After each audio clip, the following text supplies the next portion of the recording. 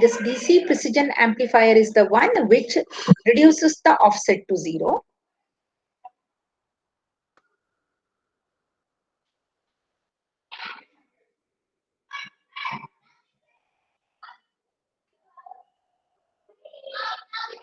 So here we have this composite amplifier, which is basically combination of DC precision amplifier and a simple amplification amplifier, which is commonly known as output amplifier.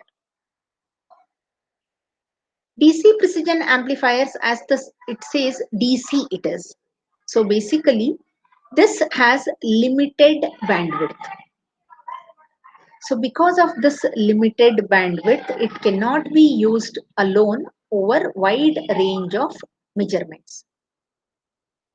Whereas the output amplifier, it takes care of the bandwidth.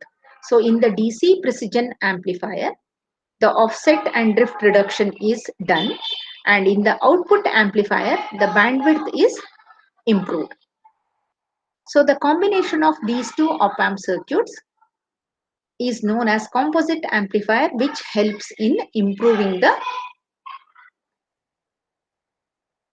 sensitivity of the sensors, or the conditioning, whatever is required can be done by taking care of the offset voltages. So here each one, assume that each one is going to have its own offset voltage. Let VIO1 be the input offset voltage of this DC precision amplifier, and VIO2 be the input offset voltage of the output amplifier or the simple amplifier circuit. Now, when the configuration is like this, what is going to be the final output?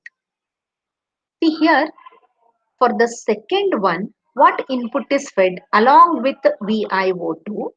You have one more input which is given here to the non-inverting terminal. So what is this input? Here the output coming out of this DC precision amplifier is, if VIO2 is the input and AD1 is the gain of this first amplifier, then the output available here is AD1 into VIO2. So AD1 into VIO2 is available at this point. What is going to be fed here to the non-inverting terminal of this op-amp? The second one, that is the output amplifier. Here there is a resistive network with RA and RB. So RB into AdVO1 divided by RA plus RB is the actual voltage which is going to be fed here. Because what current flows here is AD into VO1 divided by RA plus RB into RB is the voltage that is going to be fed here at the non-inverting terminal of the output amplifier. So here R2 is the feedback resistance and R1 is the input resistance. So what is going to be the overall gain? R2 by R1 is the overall gain of this setup. Now here, if AD2 is the difference gain of this op-amp, then AD2 into AD1 into VO1 plus VO2 into AD2 is going to be the final output of the entire composite amplifier setup. Now, as we all know, AD1 and AD2 are the open loop gains, and this here there is a feedback network whose feedback factor is here R1 divided by R1 plus R2 is the feedback factor of this. Now when AD1 and AD2 are very, very high, so in the feedback path, the gain gets reduced by 1 plus AD into this, whatever the voltage is coming. Now when AD1 and AD2 are very, very high, and AD1 into beta into AD2 is definitely going to be very much greater than 1. So when it is in the formula, it is there in the denominator. 1 divided by 1 plus AD1 into AD2 becomes very, very high. So the overall gain is nearly equal to 1 plus R2 by R1 for this entire setup.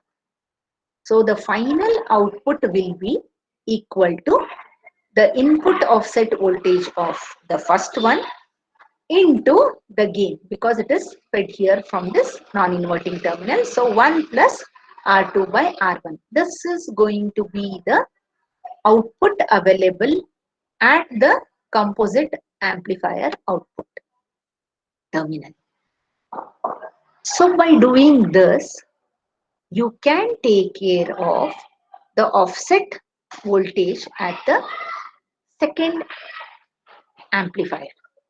The first amplifier is going to contribute to the entire zero error, because the input zero error or the output zero error are going to be caused exclusively due to DC precision amplifier.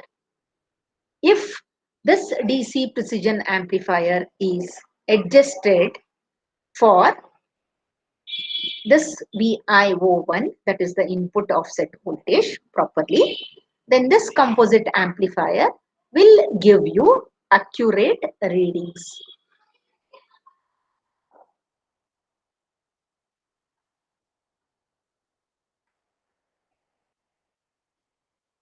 Now in an instrumentation amplifiers, we have seen 2 op-amp instrumentation amplifier and 3 op-amp instrumentation amplifiers.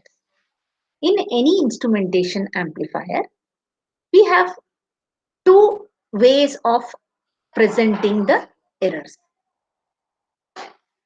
One is referred to the input, the other way is referring to the output.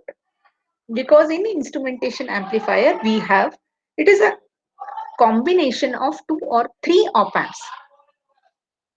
2 op-amps connected in inverting and non-inverting mode, and one more op-amp which takes the output of these 2 op-amps, and that is in the difference amplifier mode. So the entire setup of instrumentation amplifier, when you take, we always have a reference, that is to which you are referring. The error referred to whether the input side or the output side. And whenever the error is referred to one of the sides, then if you want to convert it to refer to the output side, you have to multiply by the gain.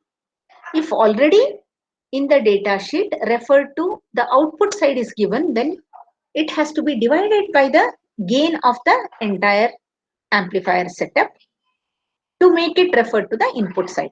If the gain of the entire setup is made equal to 1, under such cases RTI and RTO errors are one and the same.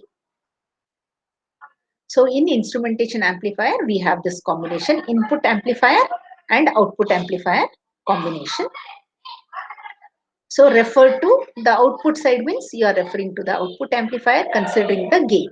So total error referred to input will be input error plus output error divided by G.